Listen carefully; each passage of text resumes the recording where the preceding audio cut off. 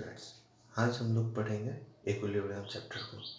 ठीक है, बहुत ही इम्पोर्टेंट चैप्टर है, ध्यान से पढ़िएगा शुरू से लेकर के लास्ट तक, क्योंकि चैप्टर थोड़ा टॉपिक इसमें बहुत ज़्यादा होगा और अगर हम लोग धीरे धीरे इसे पढ़ेंगे तो सारा ऑलमोस्ट कंप्लीट कवर हो जाएगा यहाँ पर यूट्यूब पर। ठीक है, ओके। तो इक्विलिब्रियम आप लोग सुने भी होंगे, पहले फिजिक्स में भी सुने होंगे इक्विलिब्रियम। फिजिक्स में क्या हो गया इक्विलिब्रियम का मतलब, जब दो फोर्स इक्वल हो जाए, बैलेंस हो जाए, एक दूसरे को कैंसिल आउट कर दे, तो वहाँ पर हम बोलेंगे इक्विलिब्रियम में है बॉडी। ठीक है, वैसे यहाँ पर केमिस्ट्री में भी है इक्विलिब्रियम, यहाँ पर भी केमिस्ट्री है तो फिर क्या हो जाएगा, और रिएक्शन तो होगा ही, लेकिन इक्विलिब्रियम में रहेगा, रिएक्शंस होते रहेंगे। ठीक है, लेकिन इक्विलिब्रियम में रहेगा। जैसे मतलब rate of formation of product equal हो जाएगा rate of formation of reactant के। ठीक है, इसी को हम लोग बोलते हैं इक्विलिब्रियम। और डिफिनीशन के जैसे कि डिफाइन किया गया है यहाँ पर, equilibrium which exist between molecules, तो केमिकल इक्विलिब्रियम। अगर यहीं पर एसिड बेस और सॉल्ट हो जाएगा तो वहाँ पर आयोनिक इक्विलिब्रियम। ये सब आप लोग नोट कर लीजिएगा कॉपी में, ताकि एक जगह नोट रहे और वापस रिवीजन करने में सहूलियत हो आपको। तो इक्विलिब्रियम जैसे कि यहाँ पर दिख रहा है दो तरीके का होगा, एक फिजिकल और एक हो जाएगा केमिकल। फिजिकल में स्टेट का हम बात करेंगे, जैसे कि आइस का कन्वर्जन हो गया वाटर में। 0 डिग्री सेल्सियस टेम्परेचर पर आइस और वाटर क्या रहेगा, इक्विलिब्रियम पे रहेगा। ठीक है, वहीं पर अगर हम केमिकल इक्विलिब्रियम का बात करें तो PCl5 मेरा ब्रेक हो रहा है PCl2 और Cl2 में।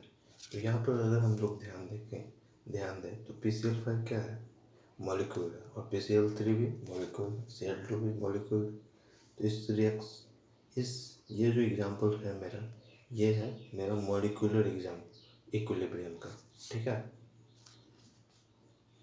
बस वैसे ही बता दे रहा हूँ ताकि आप लोग को आगे कहीं इस पॉइंट को अगर पढ़ें तो आप लोग को दिक्कत नहीं हो। और अगर आयोनिक इक्विलिब्रियम का एग्जांपल देखा जाए तो जैसे यहाँ पर CH3COOH मेरा ब्रेक हो रहा है किस में, आयन में, एनायन में और फिर कैटायन में। ये हो गया मेरा आयोनिक इक्विलिब्रियम। ठीक है, नाउ नेक्स्ट टॉपिक मेरा आता है फिजिकल इक्विलिब्रियम। फिजिकल इक्विलिब्रियम जैसे कि बताए स्टेट का चेंज होगा, जैसे सॉलिड लिक्विड इक्विलिब्रियम। वही एग्जांपल थर्मस फ्लास्क में मेरा आइस है और फिर वाटर है, दोनों 0 डिग्री सेल्सियस पर है। तो उसमें क्या हो जाएगा, इक्विलिब्रियम के केस में क्या हो जाएगा, जो rate of conversion of ice into water वो इक्वल हो जाएगा conversion of water into ice. जब तक ये दोनों रेट इक्वल होगा उस पॉइंट तक हम बोलेंगे कि सॉलिड और लिक्विड क्या है, इक्विलिब्रियम में है। जहाँ पर ये दोनों रेट में डिफरेंस आ जाएगा तो फिर हम लोग बोलेंगे कि अब इक्विलिब्रियम एग्जिस्ट नहीं करेगा, नहीं कर रहा है। हो सकता है वापस फिर से एग्जिस्ट करने लगे, लेकिन जहाँ पर भी दोनों के रेट में डिफरेंस अकर होगा तो फिर इक्विलिब्रियम एग्जिस्ट नहीं करेगा। ठीक है, और सेकंड मेरा लिक्विड और गैस इक्विलिब्रियम। जैसे वाटर को हम लोग बॉयल करते हैं और अगर उसके ऊपर उसको हम कवर कर दें तो वहाँ पर मेरा लिक्विड और गैस इक्विलिब्रियम एग्जिस्ट करेगा, क्योंकि वेपर क्या हो जाए, गैसियस फॉर्म में बाहर निकल सकता है। तो इक्विलिब्रियम हमको एडजस्ट कराने के लिए उस वेपर को स्टोर करके रखना पड़ेगा, और स्टोर करने के लिए हमको उस कंटेनर को क्या करना होगा, कवर करना होगा, ताकि वाटर कहीं से भी बाहर नहीं निकल पाए बाहर। ठीक है, तो रेट इसमें किस रेट को हम लोग कंसिडर करेंगे वेपोराइजेशन ऑफ वाटर और फिर कंडेंसेशन ऑफ वाटर वेपर। ये दोनों रेट क्या होना चाहिए, इक्वल होना चाहिए। दोस्तों जितना भी पॉइंट्स मैं पढ़ा रहा हूँ आप लोग हो सके तो अभी वीडियो को पॉज करके नोट कर लें, फिर उसको समझ लें, ताकि आगे आप लोग को बार बार इस वीडियो को देखने का ज़रूरत नहीं पड़े और आप लोग अपने नोट्स को रिवाइज करके ही क्वेश्चंस लगा पाए। ठीक है ना। नेक्स्ट जैसे कि यहाँ पर हम लोग देख रहे हैं एक इवैक्यूएटेड मेरा कंटेनर है। यहाँ पर क्या है, ये मैनोमीटर ट्यूब है और इसमें जो दोनों लिम्ब है, ये राइट लिम्ब ये लेफ्ट लिम्ब, दोनों क्या है, दोनों में मरकरी का हाइट क्या है, इक्वल है। तो यहाँ पर इक्विलिब्रियम में है। अगर हम यहाँ पर जैसे वाटर अगर हम स्टोर कर दें इवैक्यूएटेड कंटेनर में, तो क्या हो गया, इक्विलिब्रियम मेरा क्या हो गया, डिस्टर्ब हो गया। जैसे यहाँ पर देख रहे हैं एक मैनोमीटर के हाइट में क्या हो जाएगा, मरकरी के हाइट में क्या हो जाएगा, एक डिफरेंस क्रिएट हो रहा है। तो यहाँ पर हम बोलेंगे इक्विलिब्रियम मेरा डिस्टर्ब हो गया। ठीक है, ओके। नाउ जो थर्ड पॉइंट है वो मेरा है सॉलिड और गैस इक्विलिब्रियम। जैसे कि आपको पता होगा कि कैम्फर हो गया, वो क्या हो जाएगा, सॉलिड से डायरेक्ट गैस में कन्वर्ट हो जाता है। ठीक है, तो उसमें रेट ऑफ सब्लिमेशन इक्वल हो जाएगा रेट ऑफ कंडेंसेशन से। ठीक है, ओके। ठीक है, उम्मीद करता हूँ कि आप लोग सब नोट कर रहे होंगे सारे पॉइंट को। नाउ नेक्स्ट टॉपिक है मेरा केमिकल इक्विलिब्रियम। केमिकल इक्विलिब्रियम, इसमें हम लोग रिएक्शन कंसिडर करेंगे। जैसे फिजिकल इक्विलिब्रियम में हम लोग स्टेट कंसिडर कर रहे थे, वैसा इसमें नहीं होगा, इसमें रिएक्शन कंसिडर करेंगे। जैसे एक रिएक्शन है मेरा यहाँ पर A+B। इन जनरल हम लोग बस आप लोग को समझाने के लिए इस रिएक्शन को लिखे हैं A+B, और ये है रिवर्सिबल साइन। ये जो साइन है वो मेरा रिवर्सिबल साइन है। ऊपर जो एरो है इसका मतलब हो गया AB C और D में कन्वर्ट हो रहा है, और नीचे जो एरो है उसका मतलब हो गया C और D वापस से A और B में कन्वर्ट कर दे रहा है। तो इस पॉइंट पर हम बोलेंगे रिएक्शन क्या है, इक्विलिब्रियम में है। ठीक है, तो अगर हम लोग प्रैक्टिकली सोचें तो क्या हो रहा होगा इस रिएक्शन में। जब इनिशियल स्टेज में क्या होगा, ए और बी सिर्फ रहा होगा, सी और डी मेरा जीरो रहा होगा। लेकिन जैसे जैसे रिएक्शन प्रोसीड होता गया होगा तो ए और बी का अमाउंट क्या हो रहा होगा, डिक्रीज कर रहा होगा, depletion of reactions reactants A and B. और फिर सी और डी क्या हो रहा होगा, एक्युमुलेट हो रहा होगा, इसका अमाउंट बढ़ रहा होगा। एक टाइम आएगा जब दोनों क्या हो जाएगा, इक्विलिब्रियम में हो जाएगा। तो वहाँ पर हम बोलेंगे rate of forward reaction and backward reaction दोनों क्या हो जाएगा, इक्वल। ठीक है, सेकेंड पॉइंट इस equilibrium is of dynamic nature, मतलब इनफाइनाइट टाइम इसको लगेगा इस रिएक्शन को कंप्लीट होने में। ठीक है, क्योंकि कंप्लीट तो कभी होगा नहीं, ए और बी सी और डी बना रहा है, फिर वापस से सी डी ए भी बना दे रहा है, तो ये रिएक्शन मेरा प्रोसीड होते चला जाएगा। ठीक है, इनफाइनाइट टाइम पे जा कर के ये रिएक्शन मेरा ख़त्म होगा। ओके, नाउ जैसे कि यहाँ पर आप लोग देख रहे होंगे इस फिगर में रिएक्टेंट क्या हो रहा है मेरा, डिक्रीज हो रहा है, ऐसे ग्राफ जा रहा है रिएक्टेंट का, और फिर प्रोडक्ट क्या हो रहा है, इस तरीके से राइज कर रहा है। At time t equal to यहाँ पर क्या हो रहा है, जीरो। क्या है मेरे पास, t इक्वल टू जीरो पे प्रोडक्ट मेरा जीरो है। ठीक है, यहाँ पर देखिएगा प्रोडक्ट मेरा जीरो है और रिएक्टेंट मैक्सिमम है। जैसे जैसे रिएक्शन प्रोसीड होता गया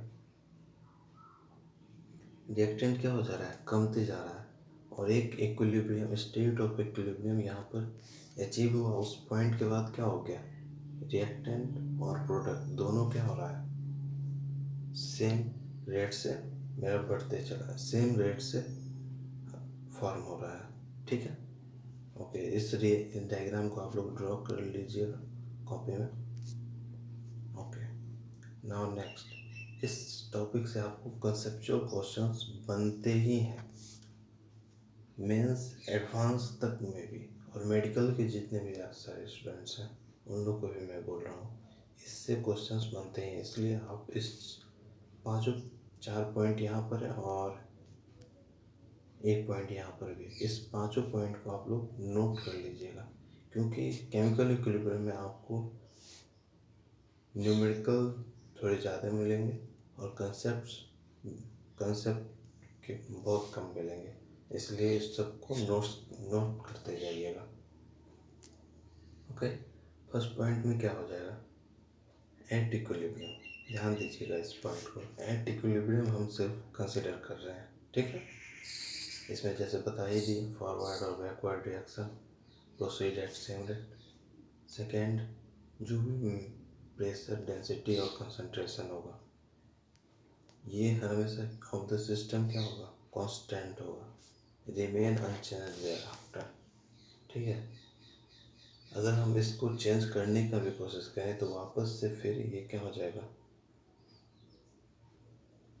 अगर हम रिएक्टेंट के साइड चेंज करें या प्रोडक्ट के साइड, तो ये चेंज नहीं हो सकता है, हमेशा क्या हो जाएगा, कांस्टेंट ही रहेगा। Okay, equilibrium established only when none of the reactants, जैसे none of the products is allowed to escape out, जैसे कि वाटर वेपर का आप लोग को एग्जाम्पल लिख दिए थे, वहाँ पर वाटर वेपर को क्या कर रहे थे, एक किसी कवर से स्टोर करके रख रहे थे कंटेनर में, जिससे कि वो क्या होगा, एस्केप आउट नहीं कर सके। अगर एस्केप आउट नहीं करेगा तभी जाके मेरा इक्विलिब्रियम इस्टेब्लिश रहेगा। अगर जहाँ पर भी ये प्रोडक्ट एस्केप आउट हो गया तो फिर इक्विलिब्रियम मेरा बिगड़ जाएगा, ठीक है, क्योंकि कुछ मास क्या हो जा रहा है, रिएक्शन से रिमूव हो जा रहा है, उसको हम वापस से फिर उस फॉर्म में ला नहीं सकते हैं, ठीक है। फोर्थ पॉइंट है अचीव्ड फ्रॉम अदर डायरेक्शन, ठीक है। ये एरो वही शो ही कर रहा है कि it can be achieved from other direction, क्योंकि फॉरवर्ड रिएक्शन भी हो रहा है और बैकवर्ड रिएक्शन भी हो रहा है इक्विलिब्रियम पे, ठीक है। फिफ्थ पॉइंट है मेरा, a catalyst only helps in attaining equilibrium faster. Equilibrium को जल्दी अटेन करने में कैटलिस्ट मदद कर रहा है, इक्विलिब्रियम को डिस्टर्ब नहीं कर रहा है। जो रिएक्शन में इक्विलिब्रियम अगर मान लीजिए हमको 10 मिनट में हो रहा है, वहाँ पर कैटलिस्ट क्या करेगा, 2 से 3 मिनट में ही रिएक्शन को इक्विलिब्रियम में ला खड़ा कर देगा, ठीक है। ओके, ये मेरे 5 पॉइंट्स थे। नाउ नेक्स्ट टॉपिक है law of chemical equilibrium. Chemical equilibrium किस लॉ पर वर्क करता है, और एक कांस्टेंट भी इसमें कंसिडर करेंगे जिसको कि हम बोलते हैं इक्विलिब्रियम कांस्टेंट, और रिप्रेजेंट करते हैं इसको के से, ठीक है। एक नया टर्म है यहाँ पर, एक्टिव मास। एक्टिव मास आप लोग हो सकता है नहीं सुने हो, लेकिन मोलर कंसंट्रेशन आप लोग मोल कंसेप्ट में सुने होंगे, ठीक है। अगर नहीं सुने होंगे तो फिर नेक्स्ट लेक्चर में हम लोग इसको डिटेल में पढ़ेंगे, ठीक है। यहाँ पर number of gram moles of solute per unit volume, यही होता है मेरा मोलर कंसंट्रेशन, ठीक है। इसको रिप्रेजेंट करते हैं बिग ब्रैकेट, और अगर हम ए का एक्टिव मास निकाल रहे हैं तो ए को हम ब्रैकेट के अंदर लिख देंगे, यही हो जाएगा मेरा एक्टिव मास, ठीक है। जैसे ए अगर मेरा फॉर्म कर रहा है प्रोडक्ट, तो इसमें रेट ऑफ रिएक्शन क्या हो जाएगा, डायरेक्टली प्रोपोर्शनल टू, ये मेरा डायरेक्टली प्रोपोर्शनल होगा एक्टिव मास ऑफ ए। अब डायरेक्टली प्रोपोर्शनल हटेगा तो फिर यहाँ पर कोई कांस्टेंट आएगा, के इक्वल टू रेट कांस्टेंट, यही होगा, ठीक है। Irreversible reaction at equilibrium. Okay, now next, सारे पॉइंट्स को आप लोग नोट करते जाइएगा। जहाँ और यहाँ रेट, एक इक्विलिब्रियम कांस्टेंट होता क्या है, ये सब जो भी डिफिनीशन था ये आप लोग कॉपी में नोट कर लीजिएगा, मैं शॉर्टकट में बता देता हूँ आपको ताकि समझने में दिक्कत नहीं हो। जैसे ये यहाँ पर रिएक्शन दिया हुआ है, स्मॉल ए यहाँ पर ए का क्या हो गया, कोफिशिएंट हो जाएगा, स्मॉल बी कोफिशिएंट हो जाएगा, स्मॉल सी कोफिशिएंट हो जाएगा, स्मॉल डी कोफिशिएंट हो जाएगा। ठीक है। और रेट ऑफ फॉरवर्ड रिएक्शन यहाँ पर थोड़ा गलती लिखा हुआ है, आप लोग एडिट कर लीजिएगा। कैपिटल ए का पावर यहाँ पर स्मॉल ए हो जाएगा, रिएक्शन के ऊपर डिपेंड करता है। और फिर कैपिटल बी का पावर स्मॉल बी हो जाएगा। ठीक है, ऐसे करके सी का पावर स्मॉल सी और डी का पावर स्मॉल डी हो जाएगा। ठीक है, तो एट इक्विलिब्रियम रेट दोनों का कांस्टेंट इक्वल हो जाएगा। और यहाँ पर रेट कांस्टेंट को हम लोग क्या लिखेंगे, rate constant of for forward reaction upon में rate constant for backward reaction. ठीक है, इसका रेशियो होगा मेरा रेट कांस्टेंट ऑफ रिएक्शन। वापस से बोल रहा हूँ, rate constant of equilibrium reaction, ये रेशियो होगा rate constant for forward reaction upon में बैकवर्ड रिएक्शन। ठीक है, यहाँ जो प्रोडक्ट होगा वो ऊपर लिखेंगे और फिर रिएक्टेंट होगा उसके प्रोडक्ट को नीचे लिखेंगे। ठीक है, और जो भी पावर गया है वो सब क्या है, पावर मेरा कोफिशिएंट है। ठीक है, जो भी रिएक्शन में मेरा कोफिशिएंट था वो मेरा क्या हो जाएगा, पावर बन जाएगा यहाँ पर। ठीक है, इसको आप लोग नोट कर लीजिएगा, इसके ऊपर बहुत सारे क्वेश्चंस बनते हैं और इस टॉपिक का अगर जान बचता है तो इसी एक्सप्रेशन में बचता है। ठीक है, इसको आप लोग अच्छे तरीके से समझ लीजिएगा। जो भी प्रोडक्ट होगा, प्रोडक्ट का जो एक्टिव मास होगा उसके ऊपर हम लोग उसके कोएफिशिएंट को लिखेंगे पावर के फॉर्म में। ठीक है, अपॉन में प्रोडक्ट ऑफ रिएक्टेंट्स, रिएक्टेंट जो होगा उसको मल्टीप्लाई करके और फिर सबके कोएफिशिएंट को हम लोग पावर के फॉर्म में लिखेंगे।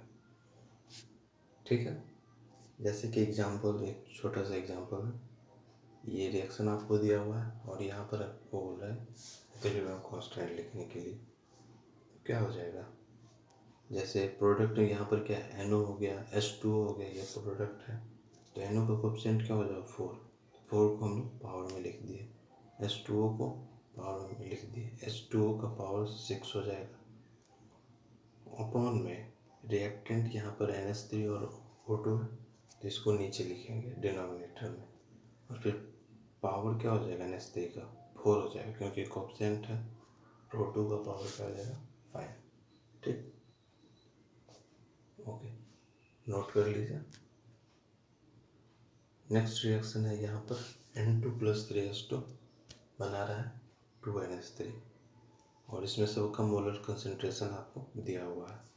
ठीक है, अब बोल रहा है आपको Kc निकालने के लिए, तो Kc आपको बता ही दिए, जो भी प्रोडक्ट होगा उसके ऊपर हम क्या ले जाएंगे, उसके मतलब प्रोडक्ट का जो पावर होगा, पावर क्या हो जाएगा, जो उसका कोएफिशिएंट होगा रिएक्शन में।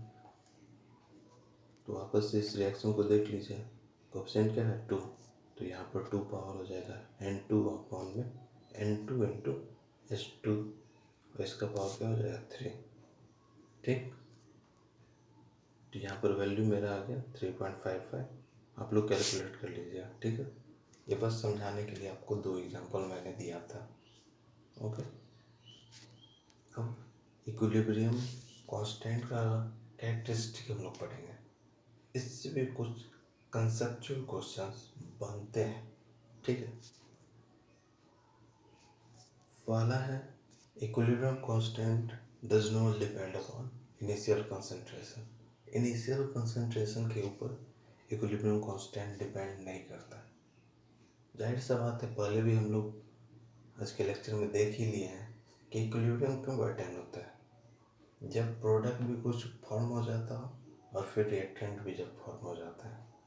इनिशियल स्टेज पे तो प्रोडक्ट में 0 होता है तो उस टाइम इक्विलिब्रियम एग्जिस्ट ही नहीं करेगा, तो इक्विलिब्रियम कांस्टेंट का बात ही नहीं है वहाँ पर। ठीक है, तो ये बहुत बेसिक सा पॉइंट है, जो भी इसको अच्छे तरीके से समझे। ठीक है, सेकेंड रिएक्शन क्या है, सेकेंड पॉइंट क्या है, अगर रिएक्शन को हम रिवर्स कर देंगे तो इक्विलिब्रियम कांस्टेंट क्या हो जाएगा, रिवर्स हो जाएगा, रेसिप्रोकल हो जाएगा। जैसे पहला का केसी क्या है, H2 प्लस I2 का केसी क्या है 50।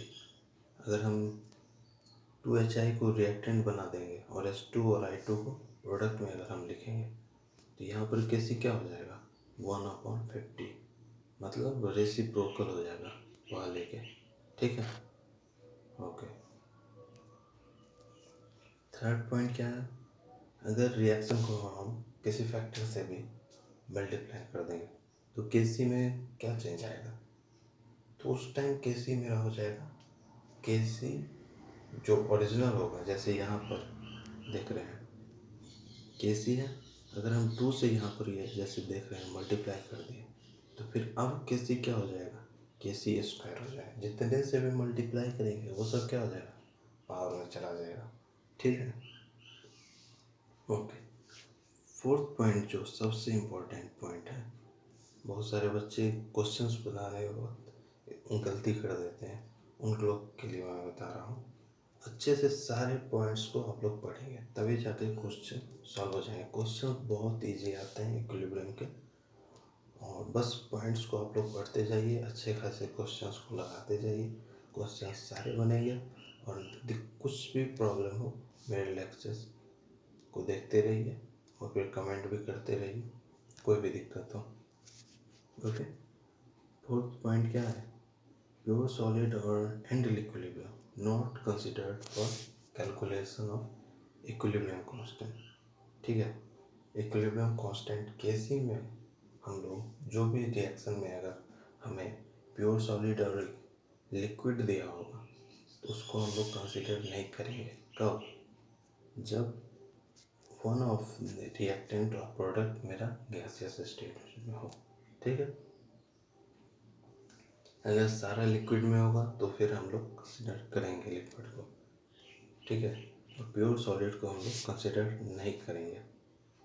Okay, pure solid and liquid consider, वापस से बता रहा हूँ, कंसिडर कब नहीं करेंगे, जब कोई भी रिएक्टेंट या प्रोडक्ट में कोई भी एक चीज़ गैसियस स्टेट में हमको दिया हो। ठीक है, उसमें हम केसी में उसके एक्टिव मास को नहीं लिखेंगे। ठीक, अगर कोई भी केमिकल रिएक्शन एक से ज़्यादा स्टेप में फॉर्म हो रहा हो तो उसमें हम इक्विलिब्रियम कांस्टेंट, सारे स्टेप के इक्विलिब्रियम कांस्टेंट का प्रोडक्ट लिखेंगे। जैसे ये मेरा रिएक्शन है तो ये क्या हो रहा है, 2 स्टेप में मेरा फॉर्म हो रहा है। ठीक, जैसे यहाँ 2NO अगर ऐड करेंगे दोनों स्टेप को, 2NO मेरा कैंसिल हो जाएगा, बचा क्या आ जाएगा, N2 प्लस 2O2 फॉर्म हो रहा है 2NO2। ठीक, तो इसमें केसी जो हो जाएगा ओवरऑल रिएक्शन का, वो केसी क्या हो जाएगा, इस दोनों का प्रोडक्ट। ओके, ठीक, ओके। क्वेश्चन नाउ, 2 क्वेश्चंस मैंने आपको दिए हैं। पहला क्वेश्चन है active mass of 64 gram HI in 2 litre flask, इसका एक्टिव एटॉमिक वेट आपको दिया हुआ है। और दूसरा क्वेश्चन है, इस दोनों क्वेश्चन को आप लोग सॉल्व कर लीजिएगा। दोनों जो टॉपिक मैंने पढ़ाया है उसी से रिलेटेड क्वेश्चन है, आसानी से सॉल्व हो जाएंगे। अगर दिक्कत होगा तो नेक्स्ट लेक्चर में आप लोग को मैं ये क्वेश्चन सॉल्व करके दिखा दूंगा। ओके, ठीक है, थैंक यू स्टूडेंट्स।